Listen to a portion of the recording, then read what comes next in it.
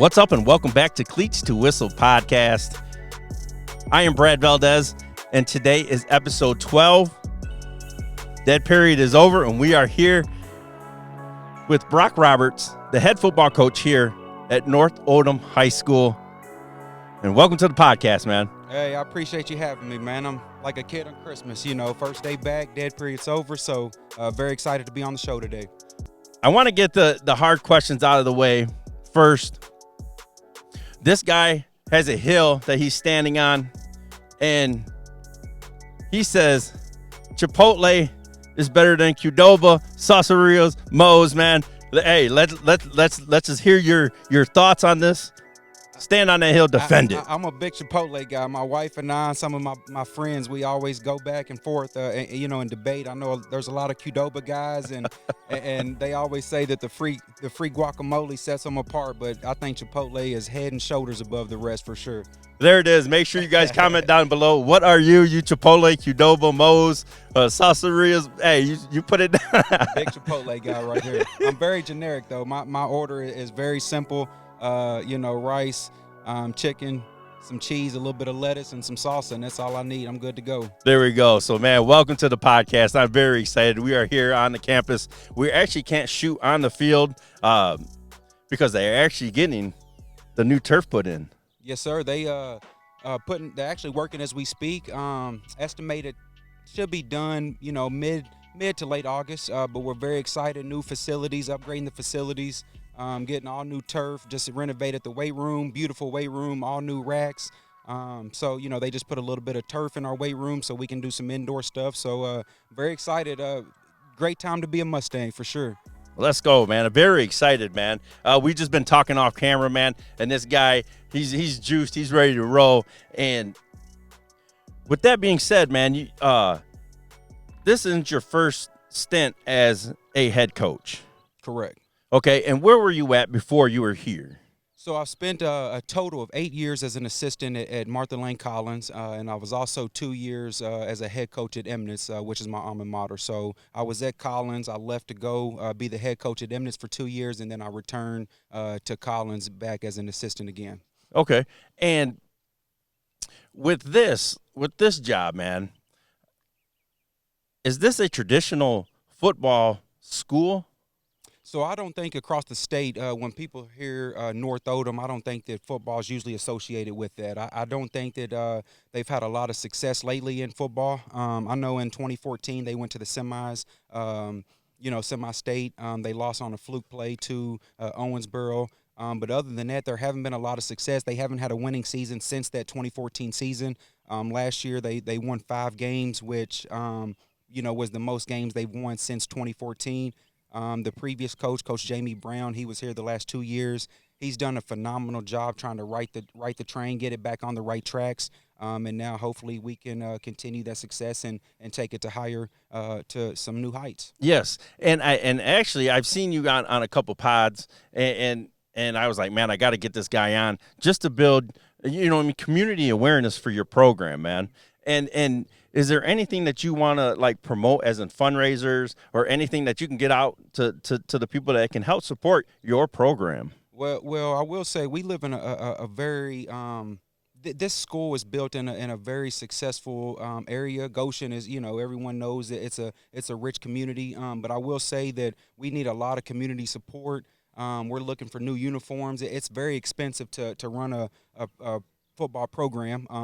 When helmets are anywhere between $700 to $1,000 per helmet, we have about 70 kids working out with us right now. We need new uniforms, all that stuff. So as far as fundraisers, we're not actively doing any current fundraisers at the moment, but we do have a team of boosters and some coaches that are kind of working together to put together some packages for sponsorships and donations and stuff like that, so we can kind of upgrade and get some new shoulder pads, get some new uniforms and things like that for sure. Love it, man. Love it. And that's what it is. This is why I'm coming out here. And just to get the word out for him, is there anywhere that you guys can or anybody can see this team a little early, as in maybe 7-on-7s or anything like that, where you guys are going to start getting ramped up? This is day one, man. Day one. Hey, you're juiced out. You're ready to roll. I'm excited for you.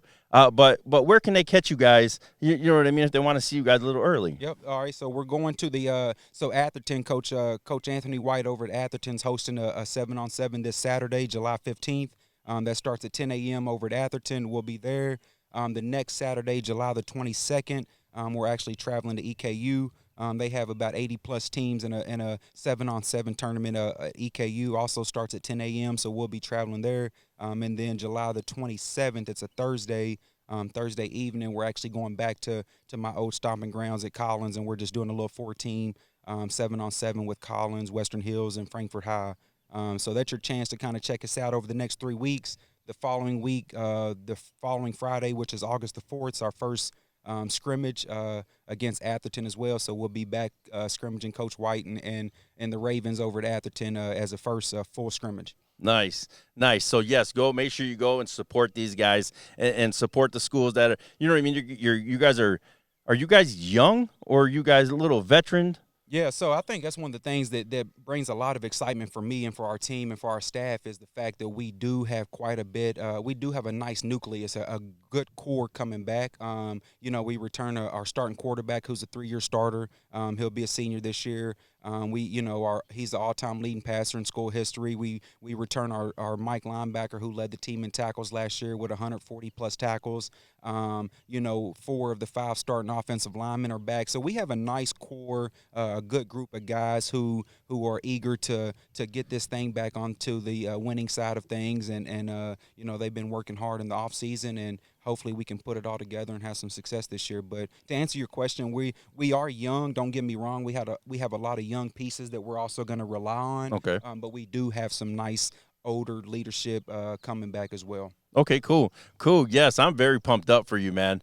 And with your staff, okay. Are you going to call defense offense, or are you going to delegate that out? And what kind of guy are you? Are you an offensive guy or defensive guy? So I hang my hat on the offensive side of the ball, and I will be calling the offense. I have a defensive coordinator that I brought in, that I hired, who I'm kind of letting him, do his thing on the defensive side of the ball. But I'm offense. We're a spread. We'll do a lot of 4 and 5 wide sets. Up tempo. I shouldn't say up tempo because we like to dictate the pace, but we will do no huddle, kind of speed it up a little bit, but we'll slow it down when need be. But we're gonna sling the ball. Hang my hat on passing game. We're gonna sling the ball. We got a great quarterback, like I said. We have a slew of receivers who I trust. Who are playmakers, and I expect them to have big seasons. So, offensively, we're a spread. Defensively, we're going to be an attacking 4-3. We're going to send some pressure. We're going to kind of do different stems and comps and try not to show our hand to the quarterback. Love it. Some pre-snap movements just to kind of play with his head a little bit. There you go. And with you coaching, man, you got to have some mentors that you might want to shout out right now that has brought you along and like I said, just mentored you, man. So shout out those mentors right now if you would. My main mentor, obviously I mentioned him a lot, as Jerry Lucas. He's the one that kind of gave me my first coaching opportunity, and someone who I was, have been in his back pocket the last 8 or so years, just trying to learn and soak up as much as I can from him. He's a state championship winning coach. He does things the right way. A phenomenal football coach, but just a better guy. Just a great man, a great mentor who's taught me a lot about life and a lot about football. So I feel like I'm well prepared for this job and this opportunity just because of him. Yes. Hey, shout out to you, Coach. I've been hearing nothing but great things about this man, and one day hopefully I get to meet you. But yeah, that's good stuff, man. That's really great stuff, man. Yes, sir. And actually, you're a football guy, right? Yes, sir. And you have you're coaching here, but you also have the future stars. Let everybody know, like in Louisville, like what does that pertain? Yeah, so first shout out to Coach Rico Hughes. Rico Hughes, he's a legend in the city of Louisville. He's the one that kind of put the Future Stars together. And what the Future Stars is, it's an all-star game, the best 6th, 7th, and 8th graders in the state of Kentucky. We host 5 tryouts across the state in different regions, and we take them all together. We take them to camp for a few days, 3 or 4 days, and then we actually travel down to Tennessee, and we play the Tennessee Future Stars, which is a all-star team of 6th, 7th, and 8th graders from the state of Tennessee. So back in the day, they used to do Kentucky versus Tennessee high school. They done away with that, so now they kind of do the Kentucky versus Tennessee middle school all-star game. So that's kind of what Future Stars is. It's a great opportunity for these kids to play on a college atmosphere, a college field, and, go to camp and stay in a dorm and live the dorm life and all that fun stuff. So Coach Rico Hughes is the one that kind of started that 14 years ago. I've been privileged to kind of be a part of it the last 4 or 5 years. Okay, cool. Yeah, because I never knew about it. Just when I seen you on a podcast, and I was like, man, let me look this up. So I started following Rico Hughes. So shout out to you, to Rico Hughes too. I just followed him, man. Yes, so that's sir. good stuff, man. And it's all about you know what I mean, starting these kids young and getting that mentality. You know what I mean? Because let's just keep it real. Kentucky is a basketball state, and when we can get these kids out and get them fired up for the game of football, man, and you know what I mean, let them be dual athletes, man. Yep. Let them do more than just basketball. And that's kind of what Rico always says. Coach Hughes always says that Kentucky is looked at as a basketball state, but we have some great football players here as well. So his goal is to try to get them that publicity so Kentucky can kind of be known more as a football state. And I will say, if you look back over the recruiting numbers over the last 8 to 10 years or so, our recruiting has kind of jumped up a little bit more than it used to be in the past as far as pushing out some top some top tier talent. So Kentucky definitely has some guys in football as well. Yep. Okay. And you said where you used to grow up in Eminence, Kentucky, man. You said you went to school there. You played ball there. What position did you play when you were there? So Eminence is a small school. It's a 1A school. We had about 28, 30 kids on our team. So I was one of the guys fortunate enough to play all over. I played receiver. I played, some running back on defense. I played DB. I played safety. I played some linebacker. So I played a little bit of everywhere. At Eminence, it's kind of one of those deals where your position could change year to year based on numbers and ability and things like that. So fortunately, I got to play all over the field. There you go, man. He's a what a utensil. What do they call it? Utility guy. Yeah, utility guy. Yes, sir, for sure. and what number did you wear? And did it have a meaning to you? So I wore number 20. Basically, my older cousin growing up, a guy that I didn't really have a father figure growing up, so I looked up to my older cousin. Shout out to him, Jermaine Watson. I was in middle school. I was in elementary, early middle school when he was playing high school. One of my favorite football players, and he was number 20. So I couldn't wait to wear that number 20. So when I got to high school my freshman year, the number 20 was available. I picked it up and kind of ran with it. So it did have a meaning to me just because my older cousin, but that's kind of the number that I wore my 4 years of high school. Nice. I love that answer, man. It's just because you get to know you on a personal level, Right. and to see, you know what I mean. Like my older brother, he wore 40, so that's why I wore 40. Yep. There's always a meaning behind it. But some people be like, I really didn't have a number. I'm like, how can you not have a number, man? Yep. And that's why I tell kids like that I coach that you never know who's watching you. Because I was always looking up to him and watching him, and at the time he probably didn't know that or understand that. But I tell our kids all the time, some of these younger kids who are coming to their games, they're looking up to you. They're watching every move. So, set the right example and be a positive example for them in this crazy world that we live in. Exactly. And did you play like any little league ball? Did you play like a future star team, or what did you do? So when I feel old, man. I'm only 32 years old, but football's changed so much. So when I was growing up, Henry County, the Henry County Youth League consisted of 4 teams, and I played for Eminence, but there was 3 other teams, and we just rotated like a round robin style. And played each team twice, and then we had a community, like a local playoffs and a championship. So I played for the Eminence. We was the Redskins at the time. So the Eminence Redskins, that's kind of what I played 3rd through 6th grade, and then in 7th and 8th grade I played middle school ball, and then 9th grade obviously I moved up to high school. But now the youth leagues changed so much with the travel teams and multiple different youth leagues around the areas and stuff like that. So it's definitely a big difference from when I grew up. But I did play Little League ball starting in 3rd grade. There we go. There we go. Now I keep talking about like you as a football coach, and the pressure that comes with it. You know what I mean? There's not a lot of pressure in this game. It's only what you put on you. You know what I mean? So like your support system at home, man. Do you fall back on that? Like say, you know what I mean, you're going through a rough period, man, in the schedule. It's a you know what I mean? It's a You grind. start July 10th, man, and for you, hopefully you go to the first weekend in December. Exactly. That's You the know, plan. yeah. But how do you deal with the stress of it all?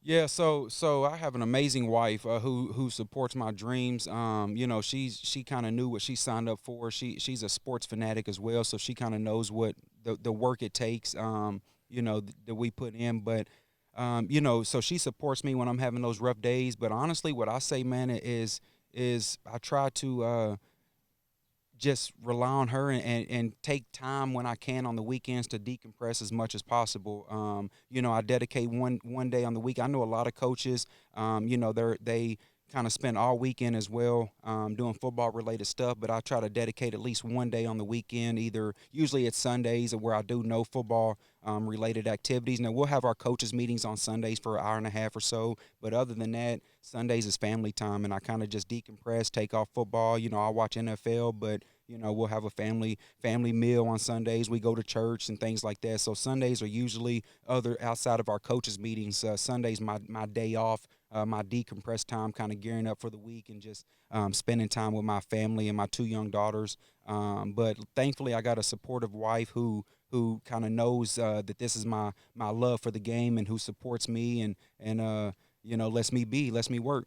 There we go, man. Love that answers because I have an amazing wife at home. She lets me do this, man. She's like, man, you're gonna start a podcast, man. Really, really? I was like, man. I said, but you guys, like my wife, she don't understand the work, the dedication that you guys put in, the huddle hours, just the man Yes. hours being here, man. It's crazy, and I'm like, man, I want to give back to these coaches, man, and that's what it's all about. Is for me to come out here and meet you, and like I said, this is the first time I'm meeting him, man, and it's a good vibe, and I'm just excited for him, and I hope nothing but the best for you, man. Well, I appreciate that, and it's kind of funny because I put that on Facebook last night. I was jokingly, but in a way, I wasn't. I said, 24 hours until I say goodbye to my family for 5 months, which is true because it's long days. I mean, your coaches are going to put in, because I also teach, so I'm going to teach, throughout the school day, and then we're going to have practice, and I'm gonna have to go home and get practice plans ready for the next day, and break down film and JV games and all that. So it's 12 plus hours every day, Monday through Saturday. So it's a grind. I don't think a lot of people that are outside this profession understand just how much time goes into it. And we all do it for the love of the game because we're not getting paid. So you're not doing it for the money. You're doing it for the love of the game, and so that you can kind of be a positive role model for these kids and set them up for success when they're adults. Yes, I love it, man. This has been such a great podcast. I got a few more questions, man. Uh, do you have any hobbies outside of football? Say we're not in season, man. We're just you finally it's December 15th, man, and you're like I'm decompressing. What are those hobbies that you have until the next season starts? To be honest, I live a very boring life. I don't have a lot of hobbies. If I'm not working on something football related, I love watching sports. So if it's NFL season, NBA, college sports, I try not to miss a big game. Um, I used to play video games a lot. I don't play Xbox as much, but that used to be one of my hobbies. I hop on Madden or 2K, but I haven't done that in months. Spend time with my kids. I'm always kind of trying to spend as much time with my young girls as I possibly can. But I live a very boring life. My wife and I and my kids, I tell her all the time, and I joke because people, always inviting us out to stuff. But I'm around people and I'm at work so much that when I finally have the opportunity to just be at my house and kind of just sit down and not do nothing, that's what I enjoy. So I try to take some time and do nothing as much as I possibly can. But the season ends late November, early December if we're lucky, and then we're right back at it in January with weightlifting and winter workouts. So Yes, there's really sir. not a lot of time off for sure. Exactly, man, and that's the thing. People don't understand, man. This has been in the making since January, and I think I started in February because I just took that 2 months off, man, just to decompress, get that because you're going at it so much. It's a grind, man. It definitely is a grind, but it's well worth it. I love it. I found a job that doesn't feel like work to me. I kind of wake up and I'm excited to go to work every day. So to me, that's a blessing in itself. There we go, and this is the final question: is there any players that you'd want to spotlight and just to get them, you know what I mean, get their name out there and see who's going to be the talk of your little town here, man? Yeah, so our quarterback, I think he's kind of one of the leaders of our team. I had our guys kind of vote over right before dead period on captains, and he by far received the most votes. I also think that he's just kind of the leader in the locker room. Jace Bullock, he's the school's all-time leading passer, single and career. Noah Lieber, he's our Mike linebacker. He'll also play some running back for us as well. He's a stud, a great kid. Grady Anthony has been generating a lot of attention from some colleges. Some D1s have kind of been reaching out about him lately. He'll be a junior, about 6'5", 245 right now. So hopefully we can put a little bit of weight on him and get his name out a little bit more. Grace Schmittle and Luke Tompkins will be our receivers who we kind of rely on, who we expect big years out of in our new system. So those are kind of the ones I'll touch base on right now. I think we got a couple guys who can also have some big seasons. But as long as they continue putting in the work, we'll see where the success takes them. There we go. We are here at North Oldham High School with the head coach, Brock Roberts. Very excited for this guy, man. But like I always say, everyone has a story, and I'm here for them to tell it. Cleats to Whistle Podcast.